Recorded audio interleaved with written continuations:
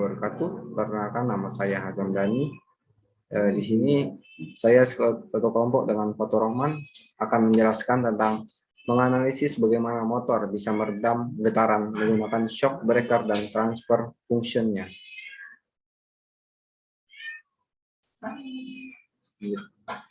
Shock breaker merupakan sebuah alat mekanik yang didesain untuk meredam getaran dan merupakan bagian penting dalam suspensi kendaraan bermotor. Alat ini berfungsi untuk mengurangi efek dari kasarnya permukaan jalan. Selain itu, shock breaker diharapkan tetap stabil saat sepeda motor menikung, sehingga mudah dikendalikan. Dengan itu, getaran akibat kerja mesin dapat diredam oleh shock breaker, gerak ayun naik turun badan sepeda motor diperlambat, sehingga menjadi nyaman dan tidak mengejut. Itulah sebabnya shock breaker disebut juga sebagai peredam kejut. Dengan demikian, gangguan pada shock breaker akan berpengaruh langsung pada kenyamanan dan keamanan berkendara. Media peredaman yang digunakan dapat berupa oli, karet, ataupun gas nitrogen. Gaya redaman dihasilkan akibat adanya tahanan media peredam, baik oli ataupun gas nitrogen melalui satu saluran output pada saat piston ditekan atau bergerak. Media peredaman yang digunakan oleh shock breaker dapat berupa oli. Ya, gaya redaman dihasilkan akibat adanya tahanan media peredaman, baik oli ataupun gas nitrogen melalui saluran output pada saat piston ditekan atau bergerak. Jenis-jenis shock breaker beserta keunggulan dan kekurangannya. 1. Monoshock.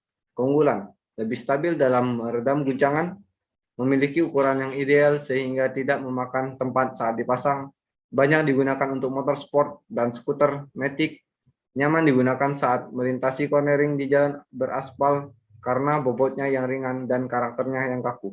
Kekurangan, tidak direkomendasikan untuk menopang beban yang berat, karena jika motor yang menggunakan monoshock mengangkut beban yang terlalu berat, lalu menghantam lubang, maka akan terasa sangat over ketahanan atau usianya dikenal lebih pendek. Dual shock, keunggulan, lebih kuat dalam mengangkut beban, namun tetap ada batasan maksimum yang diberikan oleh pabrik pembuat, lebih awet dari segi penggunaan, mampu meredam kejut dan getaran lebih baik saat kendaraan melintasi kondisi jalan aspal kurang baik, lebih empuk saat berboncengan, memiliki biaya perawatan yang lebih murah. Kekurangan, kurang optimal saat bermanuver berat. Masing-masing shock breaker berbeda, jadi membuat kestabilan rendah saat menikung tidak sebaik motor yang menggunakan monoshock.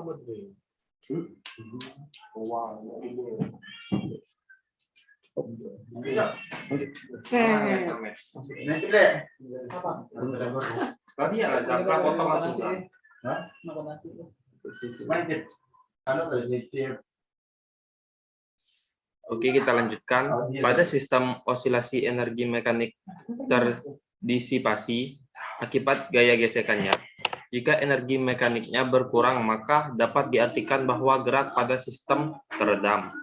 Sehingga persamaan yang melibat osilasi dan peredaman ditulis sebagai berikut.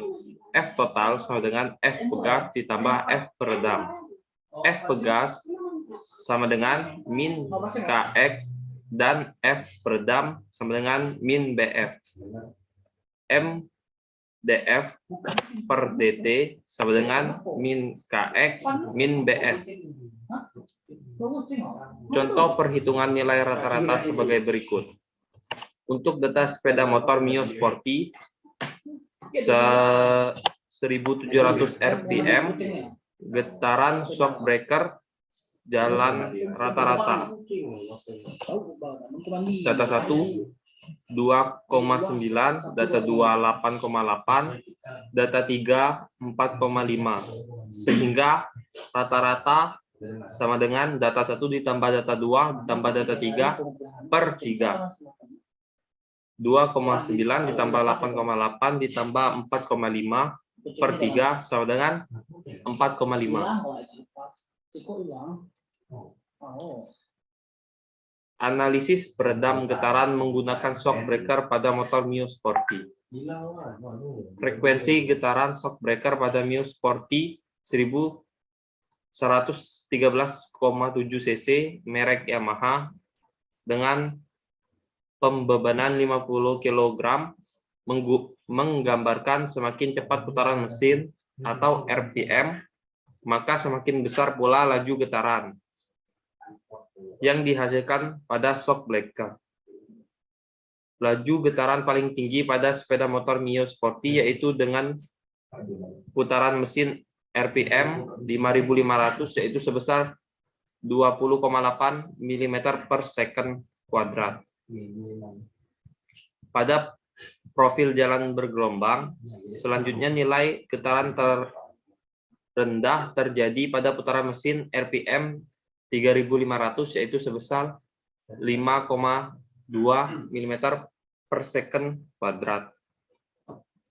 Pada profil jalan rata, setiap getaran yang dihasilkan pada kendaraan dipengaruhi oleh merek, kecepatan RPM, dan profil jalan. Transfer function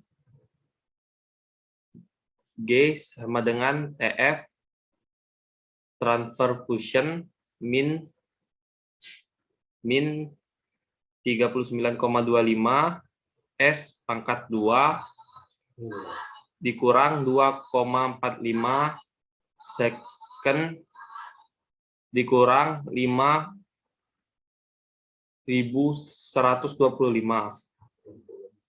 4 S pangkat 2 ditambah S ditambah 2,5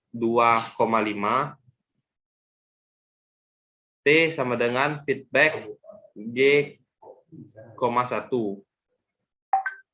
Transfer function 39,25 S pangkat 2 ditambah 2,45 S sama ditambah 5.125. 35.25 S pangkat 2 ditambah 1.45 S ditambah 2.625.